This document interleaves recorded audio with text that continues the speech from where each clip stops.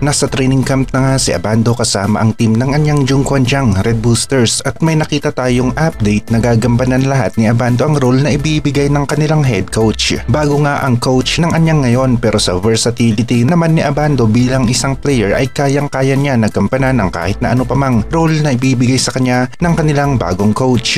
Mabilis naman na nakaka-adapt si Abando at hindi na rin siya bago sa KBL, kaya naman alam na niya ang kanyang gagawin para makatulong sa team ng anyang ngayong season na ito ng KBL. Pero challenge pa rin ngayon para kay Abando ang kanyang muling pagbabalik dahil may nakita rin tayo na komento sa isang Korean basketball page at sinasabi ng page na ito ay humina raw si Abando sa madaling salita o hindi magiging kasing lakas ng laro niya noon ang kanyang magagawa ngayon. Pero para sa atin ay nakita natin na hindi huminto si Abando sa pagpapalakas at ensayo, kaya naman tiwala tayo na baka pa nga mas maganda ang magawa niya ngayong season na ito ng KBL. Nakadepende nga rin sa role ni Abando ang kanyang performance ngayon sa KBL at malaking bagay nga rin ang playing time, kaya naman asahan natin na binibigay na nga ni Abando ang lahat para makakuha siya ng sapat na playing time at maibalik niya ang status niya sa KBL kung saan dito siya mas nakilala bilang isang Air Abando dahil sa kanyang pagiging athletic.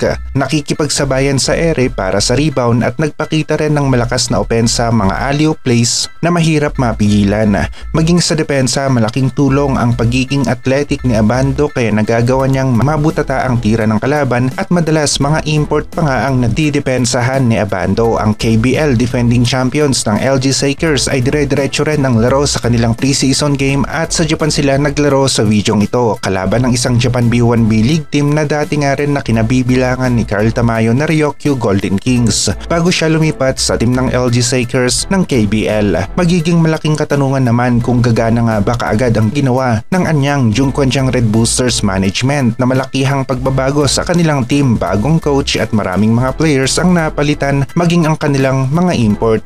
May impact ang laro ni Renz Abando sa opensa at depensa. Kita naman natin yung bilis niya sa paglusot sa depensa ng kalaban at yung timing para sa mga alley-oop plays, hindi yun ganun kadaling gawin. Ayon sa isang Korean basketball page nga ay hindi na ganon kagaling si Abando kagaya noong una itong naglaro para sa team ng anyang dahil nga rin sa nahinto ang kanyang paglalaro dito sa KBL. Pero ang masasabi lang natin tungkol dito ay nagpatuloy pa rin si Abando sa kanyang pagpapalakas o conditioning at nagkaroon rin ng mga maiikling tournament pero sunod-sunod naman sa team ng Strong Group Pilipinas, kaya naman hindi totally na huminto si Abando sa paglalaro. Hindi nga lang ito sa KBL at mukhang hindi nga rin alam ng Korean basketball page ang kontribusyon ni Abando sa team ng Strong Group Pilipinas. Tsak na mag-iiba naman ang opinyon ng karamihan kapag naging maganda ang laro ni Renz Abando sa kanyang comeback na ito sa KBL. Athletic ang galaw ni Abando kaya karamihan sa kanyang nagagawa ay pang highlights talaga, mga plays na nagbibigay buhay sa laro, hindi nakakaantok panoorin kagaya na lamang dito depensa na pang highlight. Solid ang pagkakabutatan ni Abando sa kalaban at import pa nga ang kanyang dinepensahan. Nasa Taiwan ngayon ang team ng anyang para sa kanilang training camp bago ang pagsisimula ng KBL sa buwan nga rin na ito at mas naging mahigpit pa ang kompetisyon sa KBL ngayon dahil sa lakas ng mga Asian Kuta players na kanilang kinuha. May mga laro na sa September 25 at isa sa nakita natin na maglalaban ay ang team ng anyang at ang team ng Sono Sky Gunners. Abando at anyang kontra sa Sono Sky Gunners na meron namang Kevin Kiambao. Magkakaalaman kaagad kung sino ang mas maganda at mas malaki ang magiging impact para sa kanilang team sa game na ito. Challenge ngayon para kay Abando yung komento sa kanya at nakadepende rin naman ang performance ni Abando kung paano siya gagamitin ng kanilang coach at willing nga rin si Abando na gampanan ang role na ibibigay sa kanya ng kanilang bagong coach ngayon.